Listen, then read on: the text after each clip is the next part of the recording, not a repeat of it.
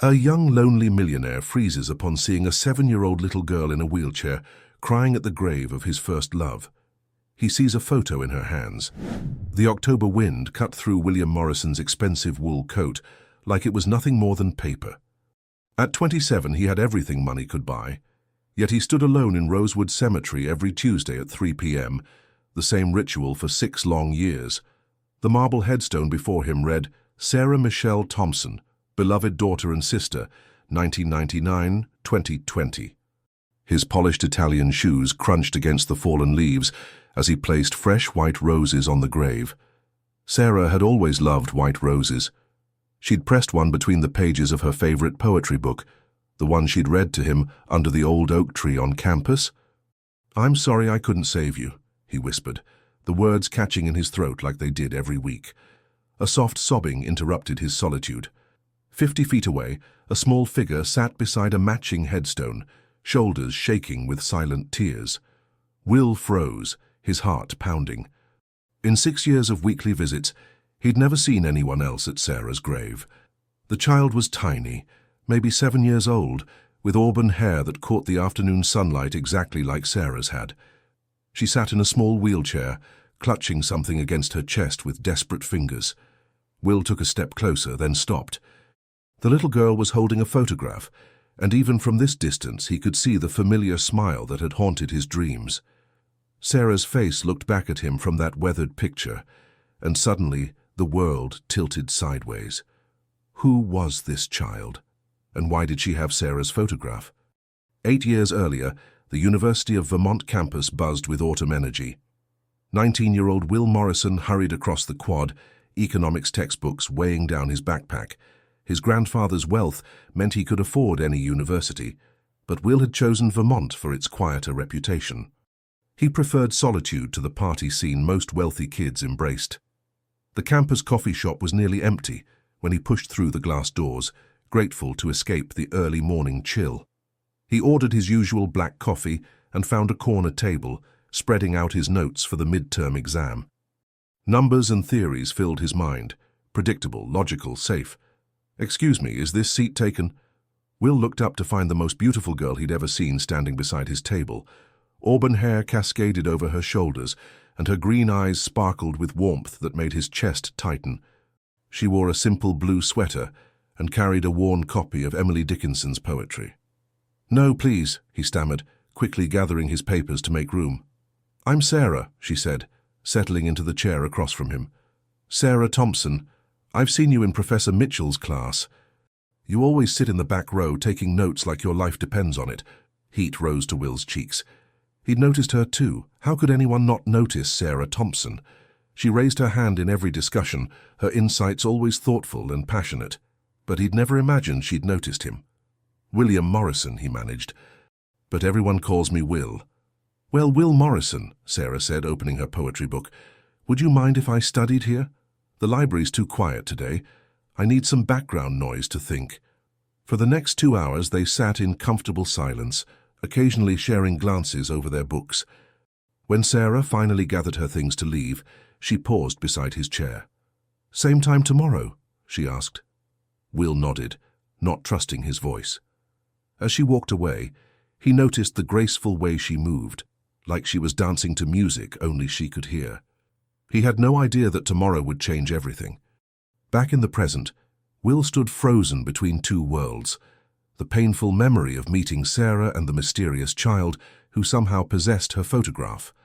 The little girl hadn't noticed him yet, too lost in her own grief to sense his presence. Every instinct told him to leave, to preserve the careful walls he'd built around his heart. But something about her posture, the way she held that photograph like it was the most precious thing in the world, kept his feet planted on the cemetery path. The autumn sun was beginning to set, casting long shadows across the headstones. Soon, visiting hours would end and the groundskeeper would lock the gates.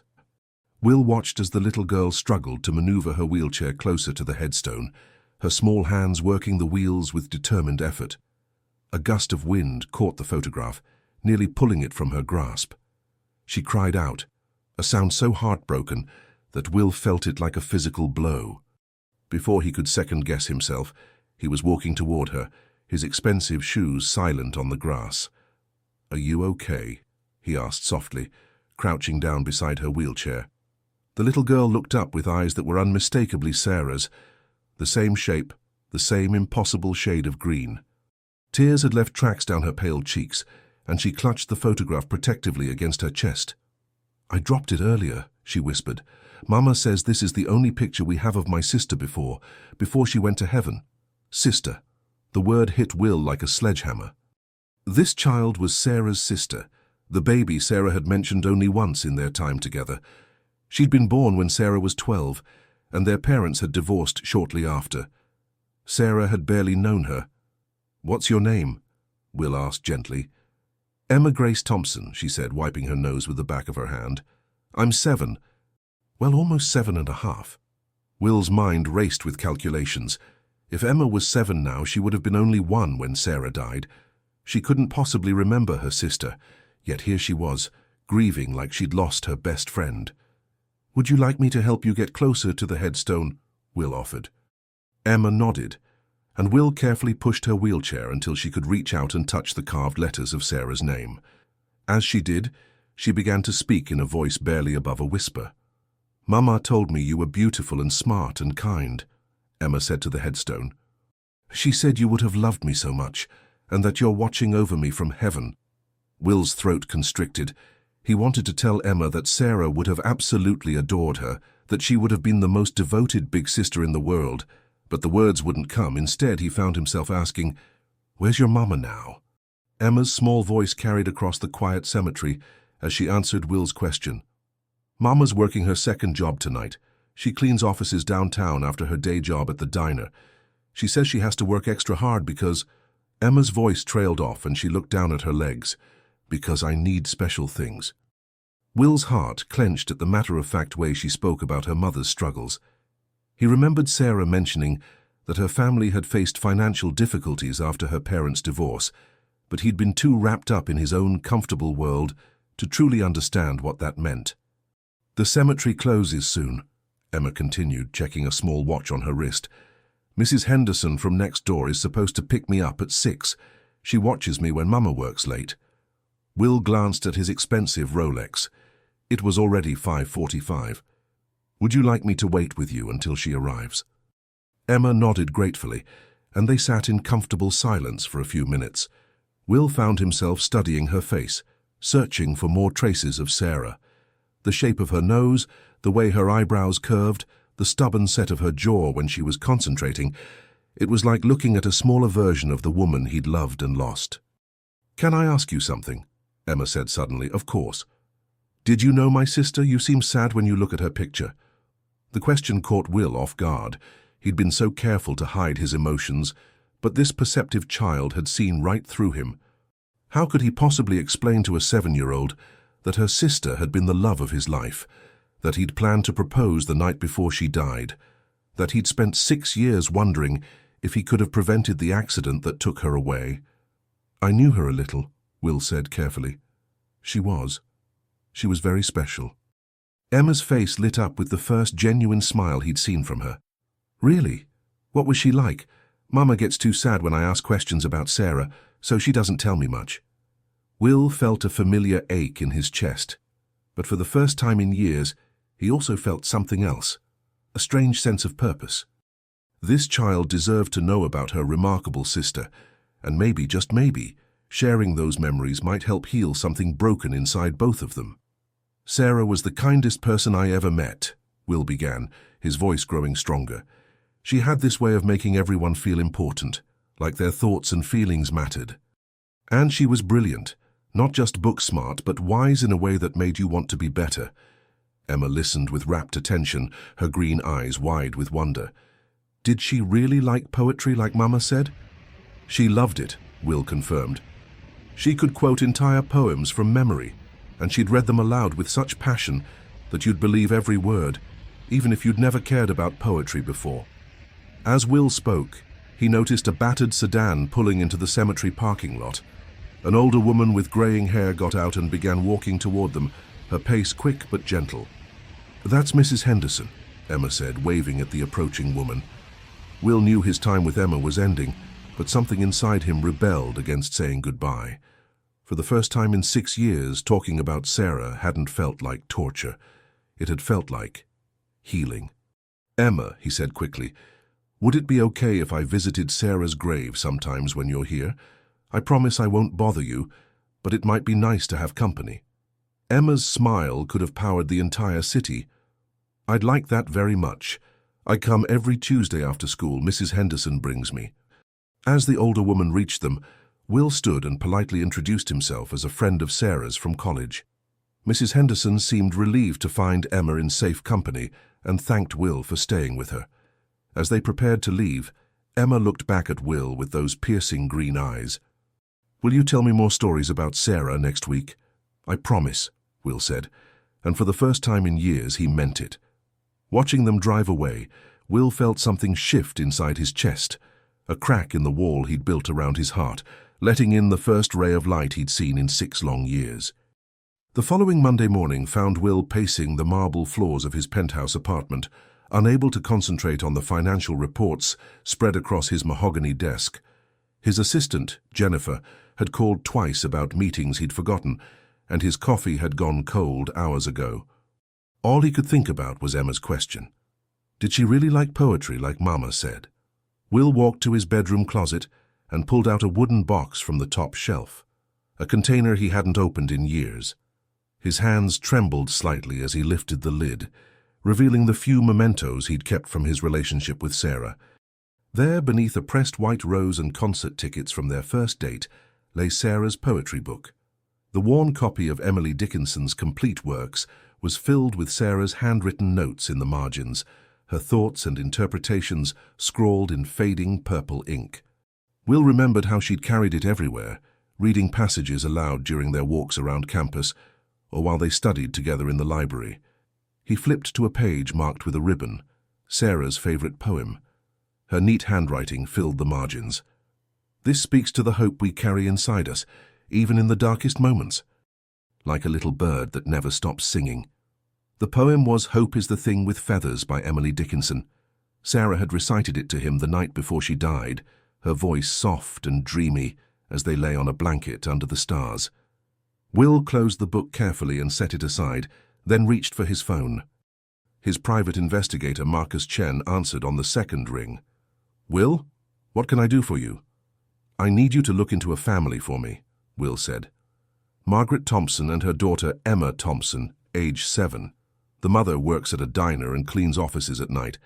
I need to know their situation, financial, medical, everything." Marcus was silent for a moment. Will had used his services before for background checks on potential business partners, but his tone was different today, more personal. "Is everything all right? This sounds urgent. Just be discreet, Marcus, and fast. I need the information by tomorrow."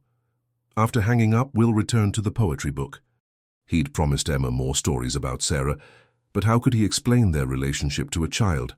How could he tell her that he'd been planning to propose, that he'd bought a ring and hidden it in his dorm room for weeks, waiting for the perfect moment?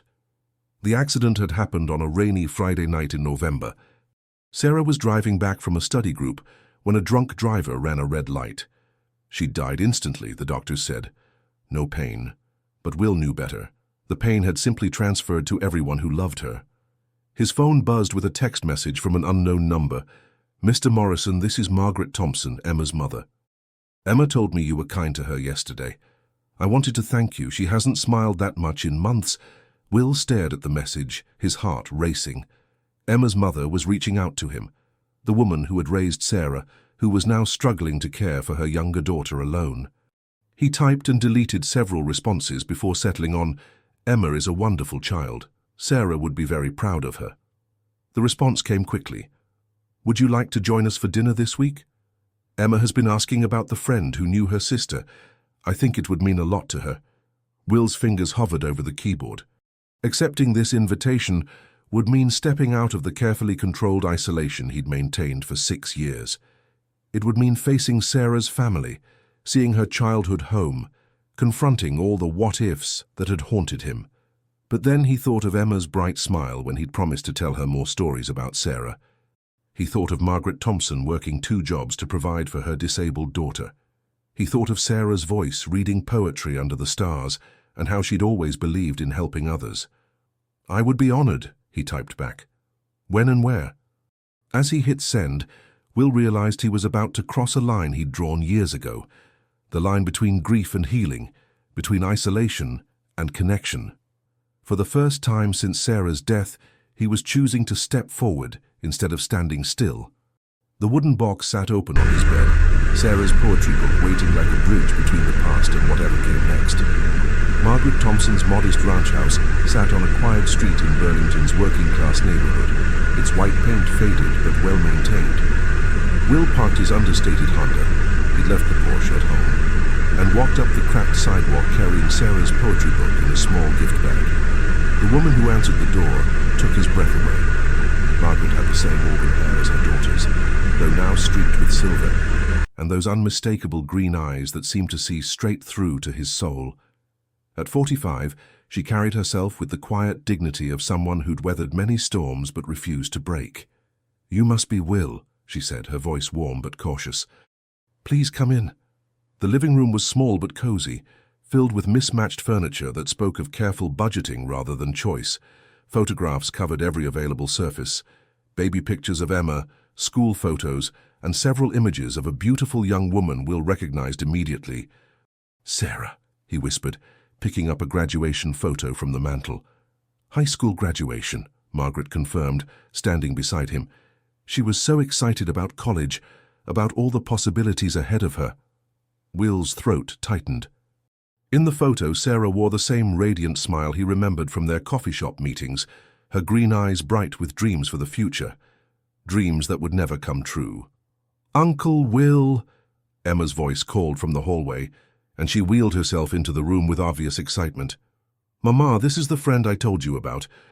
Margaret's eyebrows rose slightly at the Uncle Will designation, but she didn't correct her daughter.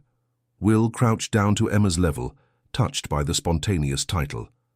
"I brought you something," he said, handing her the gift bag. "It belonged to your sister." Emma's eyes widened as she carefully removed Sarah's poetry book. She opened it reverently, running her small fingers over the handwritten notes in the margins. "She wrote in here," Emma breathed. "These are Sarah's actual words." "She loved that book," Will said. "She carried it everywhere and read it to anyone who would listen. I thought you should have it." "You—" Margaret's hand flew to her chest, and Will saw tears gathering in her eyes. "Will, this is too precious. I can't accept—" "Please," Will interrupted gently. "Sarah would want Emma to have it. She believed poetry could heal hearts and give hope to anyone who needed it." Margaret studied Will's face intently, as if trying to solve a puzzle. "You loved her," she said quietly, the words not quite a question. Will felt his carefully constructed walls crumbling. "Yes, I did." "She never told me about you," Margaret continued, her voice thoughtful rather than accusatory. "But then, we weren't talking much those last few months. The divorce was messy. Sarah was angry with me for not trying harder to save the marriage." Emma looked up from the poetry book with confusion. "What do you mean, Mama?" Margaret knelt beside her daughter's wheelchair. "Sarah and I had some disagreements before she died, sweetheart. Sometimes grown-ups make mistakes and don't say the things they should say." Will watched this exchange with growing understanding. Sarah's family had been fractured even before her death. Margaret was carrying not just grief, but guilt and regret. Emma was growing up with a sister she'd never really known, trying to piece together an identity from fragments and photographs. "Would you like to see her room?" Margaret asked suddenly. "I've kept it exactly the same." Will's heart pounded as they made their way down the narrow hallway. Margaret opened a door that had remained closed for 6 years, revealing a teenager's bedroom frozen in time. Posters of poets and musicians covered the walls, and books were stacked everywhere. The bed was made with a faded quilt, and stuffed animals sat arranged on the pillows. But what caught Will's attention was the bulletin board above the desk, covered with photos and mementos from Sarah's life. College acceptance letters, concert tickets, pictures with friends. And there in the corner was a photo he'd never seen before. It showed Sarah holding a tiny baby with wispy auburn hair and impossibly green eyes. Sarah looked about 12 or 13, her face glowing with big sister pride. The baby could only be Emma. "I took that the day we brought Emma home from the hospital," Margaret said softly. Sarah was so excited to have a baby sister. She'd sing to her for hours. Will stared at the photo, realizing something that would change everything. In all their time together, Sarah had never once mentioned that Emma was disabled. She talked about her baby sister occasionally, but always in passing, never with details about her condition or their family's struggles. Looking at Margaret's worn face and remembering Emma's matter-of-fact comments about needing special things, Will began to understand the real story. The financial strain, the medical bills, the reason Margaret worked 2 jobs, it wasn't just about making ends meet. It was about giving Emma every possible chance at a full life. And as Will stood in Sarah's childhood bedroom, surrounded by the dreams and memories of the woman he'd loved, he made a decision that would honor her memory in a way she never could have imagined. But first, there was something he needed to know. "Margaret," he said carefully, "what happened to Emma's father? Why isn't he helping with her care?" The look that crossed Margaret's face told Will everything he needed to know. There was a story here, a painful one, and it was about to change everything he thought he understood about Sarah's family. Margaret's hands trembled as she closed Sarah's bedroom door, her face pale in the hallway light. Emma had wheeled herself to the living room to continue reading the poetry book, leaving the 2 adults alone with the weight of unspoken truths. "Emma's father," Margaret began, her voice barely above a whisper, "was my husband, Robert, Sarah's stepfather." She leaned against the wall as if she needed its support. "When Emma was born with spina bifida, everything changed. Robert couldn't handle having a disabled child. He said it would ruin our family's reputation, cost too much money." Will felt anger rising in his chest, but he remained silent, letting Margaret continue. The medical bills started immediately. Surgeries, physical therapy, special equipment. Robert grew more distant every day. He'd work late, travel for business, anything to avoid dealing with Emma's condition. Margaret's voice cracked. Sarah watched it all happen. She was only 12, but she became Emma's fierce protector. The pieces were falling into place. Sarah's occasional sadness during their relationship, the way she'd sometimes stare off into space when they talked about family. She'd been carrying this burden alone. "When did he leave?" Will asked gently. "Emma's 2nd birthday. Robert packed his bags while I was at the hospital with her for another surgery. He left divorce papers on the kitchen table and a note saying he couldn't live with that burden anymore." Margaret's voice turned bitter. "He disappeared completely. No child support, no contact. His lawyer said he'd given up all parental rights." Will's hands clenched into fists. How could anyone abandon a child like Emma? And how could Sarah have carried this pain without ever telling him? "Sarah blamed herself," Margaret continued. "She thought if she'd been a better big sister, if she'd helped more with Emma's care, maybe Robert would have stayed. The guilt ate at her, especially after she left for college." "Is that why you 2 weren't talking much before she died?" Margaret nodded, tears now flowing freely. "Sarah wanted to drop out of school and come home to help with Emma. I refused to let her sacrifice her future. We fought about it constantly. The last conversation we had was an argument about money for Emma's new wheelchair." Her voice broke completely. "I told Sarah she needed to focus on her own life and stop trying to fix everyone else's problems." Will's heart shattered for both women, Sarah, carrying guilt that wasn't hers to bear, and Margaret, living with the terrible knowledge that their last words had been spoken in anger. From the living room, Emma's clear voice rang out as she read aloud from Sarah's poetry book. "Hope is the thing with feathers that perches in the soul and sings the tune without the words and never stops at all." The same poem Sarah had recited to him under the stars. The same poem that had given her comfort during her family's darkest times. Will made a decision that would change all their lives. "Margaret," he said firmly, "I want to help. I want to set up a trust fund for Emma's medical expenses and education. I want to make sure she has every opportunity to live the fullest life possible." Margaret's eyes widened in shock. "Will, I can't accept charity." "It's not charity," Will interrupted. "It's what Sarah would have done if she'd had the means. She loved Emma, and she would want her sister to have every advantage in life." As they returned to the living room, Will watched Emma's face light up as she read Sarah's marginalized notes, her small finger tracing each word with reverence. In that moment, he saw not just Sarah's sister, but a remarkable little girl who deserved every chance to soar. But Margaret's next words would reveal a secret that would shake Will to his very core. "There's something else you need to know about Sarah," Margaret said, her voice dropping to barely audible. "Something she never told you. Something she made me promise to keep secret." The next morning, Will sat in his lawyer's office, struggling to focus on the legal documents spread across the mahogany conference table. Margaret's revelation from the night before had left him reeling, and he couldn't shake the feeling that everything he thought he knew about Sarah had been built on carefully constructed half-truths. "The trust fund structure is straightforward," his attorney David Kellerman was saying. "We'll establish it to cover all of Emma's medical expenses, education through college, and living support. The principal amount you're suggesting is quite generous. $2 million should provide substantial annual distributions." Will nodded absently, his mind still spinning from Margaret's words.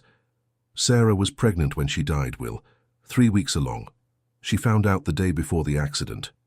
3 weeks pregnant. With his child. The child they'd never had a chance to discuss, never had the opportunity to plan for together. Sarah had died carrying their baby, a secret she'd shared only with her mother in a tearful phone call hours before the accident. The medical examiner never mentioned it in the autopsy report," Margaret had explained through her tears. "It was too early to be obvious, and since it wasn't relevant to the cause of death, I was the only one who knew."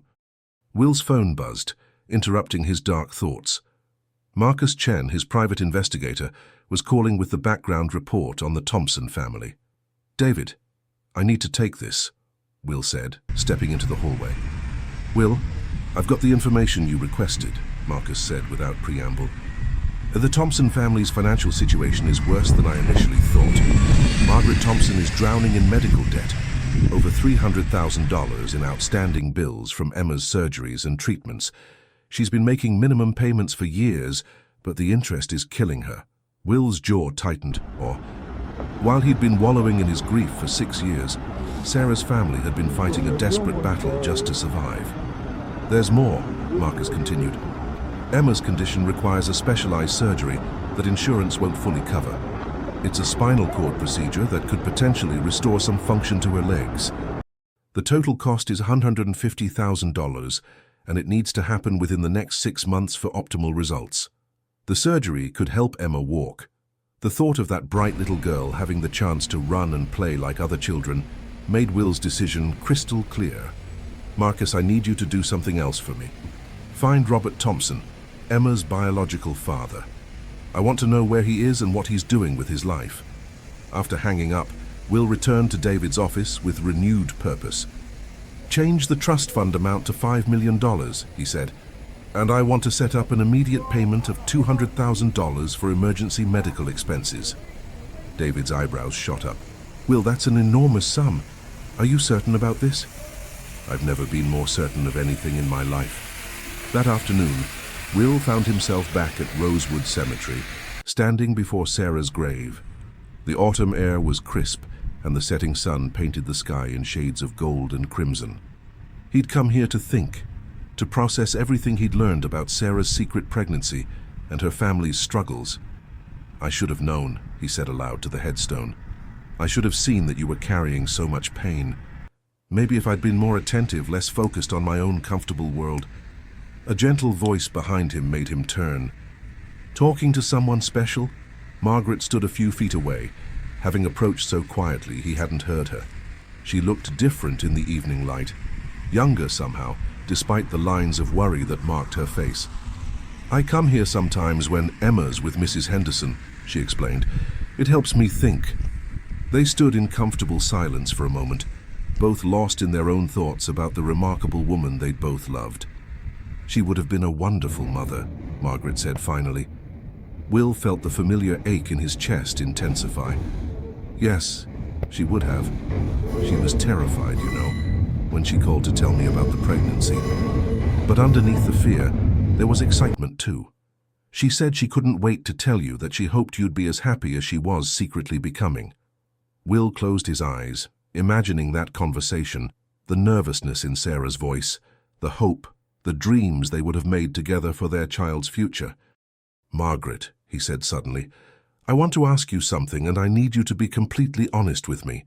She nodded, her green eyes, so much like Sarah's, meeting his directly.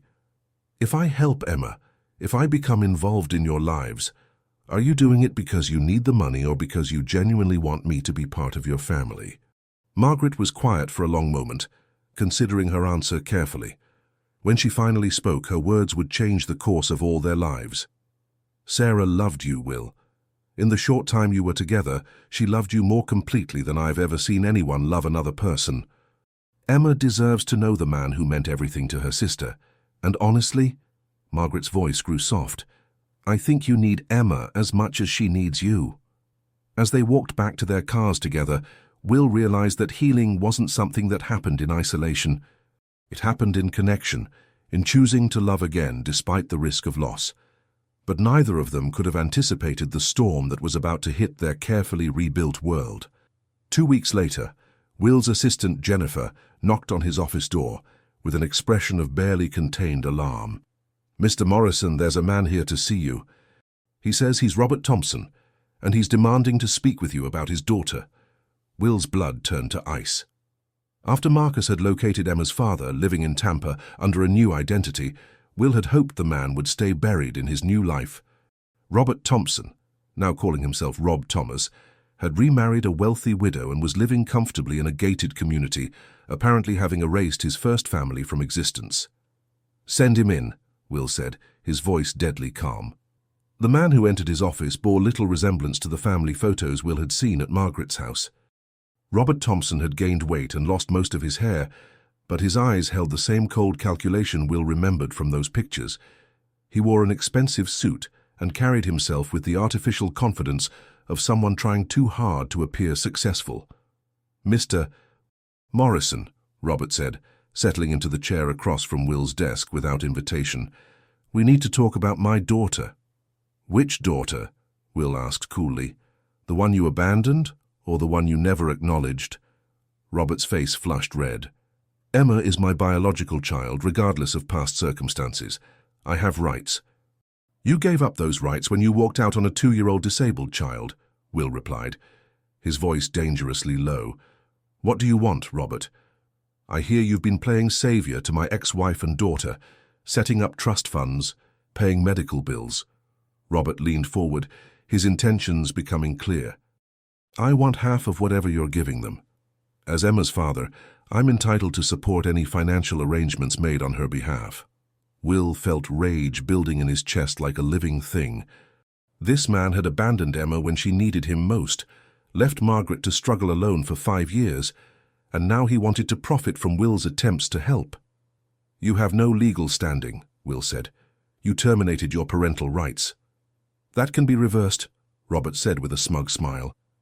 "Especially when it comes to light that a wealthy stranger is suddenly lavishing money on my child. A judge might find that concerning." The threat was clear. Robert was prepared to drag Margaret and Emma through a legal battle to disrupt the stability Will was trying to provide, all for money.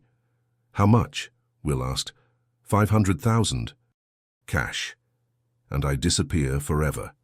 Will stared at this pathetic excuse for a man, thinking of Emma's bright smile and Margaret's exhausted face.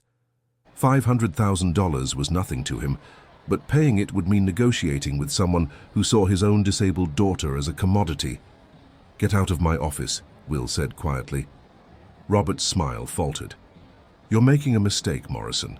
I can make life very difficult for Margaret and Emma. Courts don't like it when wealthy men insert themselves into vulnerable families. Questions will be asked about your motives." After Robert left, Will immediately called his attorney. The threat was real. A biological father could potentially cause legal problems, especially one willing to make false accusations about Will's intentions. That evening, Will drove to Margaret's house with a heavy heart. He found her in the kitchen helping Emma with homework, while dinner simmered on the stove. A scene of domestic tranquility that he was about to shatter. "We need to talk," he said, after Emma had been sent to watch television in the living room. Margaret's face went pale as Will explained Robert's visit and his threats. She sank into a kitchen chair, her hands shaking. "He can't take her," she whispered. "He has no right." He walked away. "Legally, he might have options," Will said gently. "My attorney is researching it, but biological fathers have successfully regained custody rights in similar situations. What does he want? Money. $500,000 to disappear permanently." Margaret's laugh was bitter. "Of course, it's always about money with Robert." She looked up at Will with tears in her eyes. "I can't fight him in court. I don't have the resources, and Emma can't handle the stress of a custody battle." Will reached across the table and took her hands. "You won't have to fight him alone. Whatever happens, Emma stays with you, I promise." But even as he spoke the words, Will knew the next few days would test that promise in ways he couldn't imagine. Because Robert Thompson wasn't just threatening their present, he was about to expose a secret that would force Will to confront the most painful chapter of his past. From the living room, Emma's voice drifted in as she read aloud from Sarah's poetry book. "I'm nobody. Who are you? Are you nobody too?" The innocent words felt like prophecy. Before this was over, Will would have to decide who he really was and what he was willing to sacrifice to protect the family Sarah had left behind. The courtroom was smaller than Will had imagined, but the tension filling it made the space feel suffocating. 3 days had passed since Robert's ultimatum, and his attorney had moved quickly to file for emergency custody review, claiming that Emma was in an unsafe environment due to an unknown male's inappropriate involvement in her life. Will sat in the gallery behind Margaret, watching her shoulders shake with barely controlled emotion. Emma was at school, unaware that her entire world was being decided by strangers in black robes. Margaret had fought against bringing Will to the hearing, afraid it would make Robert's accusations seem more credible, but Will's attorney had insisted his presence was necessary. Robert sat at the plaintiff's table with his lawyer, a sharp-dressed woman who looked like she specialized in making innocent people appear guilty. He'd cleaned up nicely for court. New haircut, expensive suit, the picture of reformed respectability. "Your Honor," Robert's attorney began, "my client is a concerned father who recently learned that his daughter is living in an environment where an unrelated wealthy man has inserted himself into their lives with suspicious generosity. We have concerns about Mr. Morrison's motivations and the appropriateness of his relationship with a vulnerable child." The implications were clear and sickening. They were suggesting Will was a predator, using his money to gain access to Emma for nefarious purposes. Margaret's attorney, David Kellerman, stood to respond. "Your Honor, Mr. Thompson abandoned his disabled daughter when she was 2 years old. He terminated his parental rights and has had no contact with the child for 5 years. His sudden interest in her welfare coincides remarkably with his discovery that someone is helping with her medical expenses." "I was young and overwhelmed," Robert said when called to testify. "I made mistakes, but I've grown as a person. I'm now financially stable and capable of providing Emma with a proper home. I'm concerned about a stranger having such intimate access to my daughter's life." When it was Margaret's turn to speak, she stood on shaking legs. "Your Honor, Robert left when Emma needed him most. He called her a burden, said she would ruin our reputation. He's never once asked about her condition, her progress, or her happiness. Will Morrison has shown Emma more genuine care in 3 weeks than her biological father showed in 2 years. The judge, an older woman with silver hair and penetrating eyes, studied the case files before her.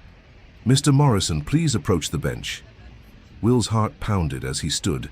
Everything depended on the next few minutes. "Mr. Morrison, what is your relationship to this family?" Will took a deep breath, knowing his answer would change everything. "Your Honor, I was in love with Emma's older sister, Sarah Thompson. Sarah died 6 years ago in a car accident. I've been grieving alone since then, until I met Emma at Sarah's gravesite. Emma is the living connection to the woman I loved, and Margaret is her mother. I want to help them because it's what Sarah would have wanted." "And you have no biological relationship to this child?" "No, Your Honor, but—" Will paused, knowing he was about to reveal something he'd never spoken aloud. "Sarah was pregnant when she died, with my child. Emma is the closest I'll ever come to having the family Sarah and I dreamed of together." The courtroom fell silent. Robert's face went white as the implications sank in. This wasn't about money or inappropriate intentions. This was about a man trying to honor the memory of his lost love by protecting her sister. Judge Harrison studied Will for a long moment. "Mr. Thompson," she said finally, turning to Robert, "you terminated your parental rights voluntarily. You've had no contact with this child for 5 years. Your sudden appearance coinciding with financial support from Mr. Morrison is convenient." Robert's attorney tried to object, but the judge continued. "Furthermore, Mr. Morrison's background check shows no criminal history, extensive charitable giving, and solid character references. Your allegations about his motivations appear to be entirely unfounded." She looked directly at Robert. "However, as the biological father, you do have the right to petition for reinstatement of parental rights through proper legal channels, not emergency custody claims." Will felt his heart sink. The judge was essentially telling Robert how to fight them properly. "That said," Judge Harrison continued, "any future petitions will be evaluated based on the best interests of the child, including the stability she currently enjoys and the quality of care she receives. This emergency motion is denied." As they left the courthouse, Will felt both relief and dread. They'd won the battle, but the war was far from over. That evening, as Will sat with Emma and Margaret in their living room, Emma looked up from Sarah's poetry book with innocent eyes. "Uncle Will, why was everyone so upset today? Mama said you had to go to an important meeting." Will exchanged glances with Margaret, then knelt beside Emma's wheelchair. "Sometimes adults disagree about what's best for children, sweetheart, but I want you to know that whatever happens, I'm going to make sure you're safe and happy." "Are you going to be my new daddy?" Emma asked with the directness only children possess. The question hung in the air like a bridge between the past and future, between grief and hope, between the family Will had lost and the one he might still find. Margaret's answer would determine everything that came next. Margaret's face went through a series of emotions as Emma's question echoed in the quiet living room. Will held his breath, afraid to hope, afraid to assume what her silence might mean. "Emma, sweetheart," Margaret said carefully, "Uncle Will is our friend, a very special friend who cares about us very much. But being a daddy is complicated." Emma's face fell slightly, but she nodded with the resilience that constantly amazed Will. "Okay, Mama. But can he stay for dinner again? I like it when he reads Sarah's poetry with me." "Of course he can stay," Margaret said, shooting Will a look that promised a longer conversation later. After Emma was tucked into bed, Will and Margaret found themselves on the front porch, wrapped in blankets against the November chill. The street was quiet except for the distant sound of traffic and the rustle of autumn leaves. "She's getting attached to you," Margaret said softly. "We both are, if I'm being honest." Will felt his heart skip. "Is that a problem?" "It terrifies me," Margaret admitted. "Emma's been abandoned by every man in her life except you. Her biological father, her grandfather who stopped visiting after the divorce. She's learned not to count on male figures staying around." "I'm not going anywhere, Margaret." "How can you promise that? You barely knew us a month ago. This whole situation started because you were grieving Sarah, not because you wanted a ready-made family." Will was quiet for a moment, considering her words. "You're right. This did start because of Sarah, but Margaret, these past few weeks with you and Emma haven't been about fulfilling some obligation to her memory. They've been about finding something I didn't even know I was looking for." "What's that?" "Purpose, connection. A reason to stop just existing and start living again." Will turned to face her fully. "Emma asked if I was going to be her new daddy, and my first instinct wasn't fear or obligation, it was hope." Margaret's eyes filled with tears. "Will, you have to understand. Emma's condition means our lives will never be simple. There will be more surgeries, ongoing therapy, educational challenges. Dating me means signing up for all of that." "Are we talking about dating?" Will asked, a small smile playing at his lips. Margaret blushed, looking suddenly younger. "I don't know what we're talking about. I haven't thought about romance in years. My entire focus has been on keeping Emma healthy and happy. And you've done an incredible job. Emma is remarkable, smart, funny, resilient. She's a credit to your parenting. She's also the reason I can't afford to make mistakes. If you decide this is too much, If you wake up one day and realize you want a normal life with someone who doesn't come with so much baggage. Will reached over and took her hand. Margaret, look at me.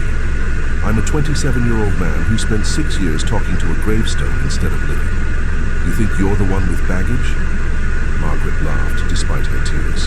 When you put it that way. Besides, Will continued, Emma isn't baggage. She's a gift, and so are you. Their conversation was interrupted by the sound of Will's phone ringing. Marcus Chen's name appeared on the screen and Will answered with growing apprehension. Will, we have a problem, Marcus said without preamble. Robert Thompson isn't giving up. My sources tell me he's hired a private investigator to dig into your background, looking for anything he can use against you in court. Let him look. I have nothing to hide. That's what I thought, but there's something else. He's also been asking questions about Sarah's accident, specifically about your whereabouts that night. Will felt ice form in his stomach. What kind of questions? He's trying to build a case that you were somehow involved in Sarah's death. I know it's ridiculous, but he's desperate. Her grieving boyfriend with a substantial inheritance might look suspicious to the right prosecutor, especially if he can raise questions about your alibi. Margaret was watching Will's face with growing alarm. When he hung up, she immediately demanded to know what was wrong. Robert's escalating, Will explained. He's trying to find dirt on me and he's even looking into Sarah's accident. That's insane. You loved Sarah. I know that, and you know that. But to an outsider. Will ran his hands through his hair. Margaret, I need to tell you something about the night Sarah died. Something I've never told anyone. Margaret's face went pale. Will, what is it? Sarah and I had a fight that night. She'd just told me about the pregnancy and I panicked. I said things I didn't mean, questioned whether we were ready for that kind of responsibility. She left upset, said she needed time to think. The words he'd kept buried for 6 years poured out in a rush. If I'd gone after her, if I'd apologized immediately instead of letting her drive away angry, she might never have been on that road when the drunk driver ran the red light. Margaret stared at him in shock. Will, you can't blame yourself for that. A drunk driver killed Sarah, not an argument. But if Robert can make it look like I drove her away, like our fight contributed to her being in the wrong place at the wrong time. He's grasping at straws. No prosecutor would. He doesn't need a prosecution. He just needs to create enough doubt to gain custody of Emma, if he can make me look unstable or dangerous. As they sat in stunned silence, both realized that their fight for Emma was about to become much more complicated and painful than either had imagined. Inside the house, Emma slept peacefully, unaware that the adults who loved her were facing their darkest hour yet. The morning of Emma's spinal surgery arrived grey and cold, with November rain pattering against the hospital windows. Will had insisted on paying for the procedure despite the ongoing custody battle, knowing that Emma's window for optimal results was closing rapidly. Emma lay in the preoperative bed, looking impossibly small in the hospital gown, clutching Sarah's poetry book against her chest. The surgery would take 6 hours, and there were no guarantees. The doctors had been clear. The procedure might restore some function to her legs, or it might make no difference at all. "I'm scared, Uncle Will," Emma whispered as the nurses prepared to take her to surgery. Will knelt beside her bed, his heart breaking at the trust in her green eyes. "You know what your sister Sarah used to tell me when I was scared?" Emma shook her head. "She'd say that courage isn't about not being afraid. It's about being afraid and doing the brave thing anyway. And you, Emma Grace Thompson, are the bravest person I know. Will you be here when I wake up?" "Wild horses couldn't drag me away," Will promised. As they wheeled Emma toward the operating room, she called back, "Read me the hope poem when I wake up, okay?" Margaret collapsed into Will's arms as soon as Emma disappeared from sight, all pretense of strength finally crumbling. What if something goes wrong? What if she doesn't? "She's going to be fine," Will said firmly, though his own hands were shaking. "Emma's a fighter, just like her sister." They spent the next 6 hours in the surgical waiting room, drinking terrible coffee and watching the clock move with agonizing slowness. Margaret alternated between pacing and sitting rigidly in the uncomfortable chairs, while Will made phone calls to his attorney about Robert's latest legal maneuvers. At hour 4, David Kellerman arrived with news. Robert's private investigator found something. he said grimly. "They know about your argument with Sarah the night she died." Margaret looked up sharply. "How could they possibly know that?" "Sarah's roommate, Jessica Chen. She's married now, living in California. The PI tracked her down and got her to admit that Sarah came back to the dorm upset that night. Said she'd had a fight with her boyfriend about the pregnancy." Will felt the walls closing in. "What does this mean?" "Robert's attorney is preparing to argue that you have a pattern of abandoning pregnant women when things get difficult. First Sarah, now trying to use Emma as a replacement for the child you lost." "That's completely backwards," Margaret said angrily. "Will didn't abandon anyone." "We know that, but in court, perception matters more than truth sometimes." Before Will could respond, Dr. Amanda Rodriguez emerged from the operating room, still in her surgical scrubs. Her expression was unreadable as she approached them.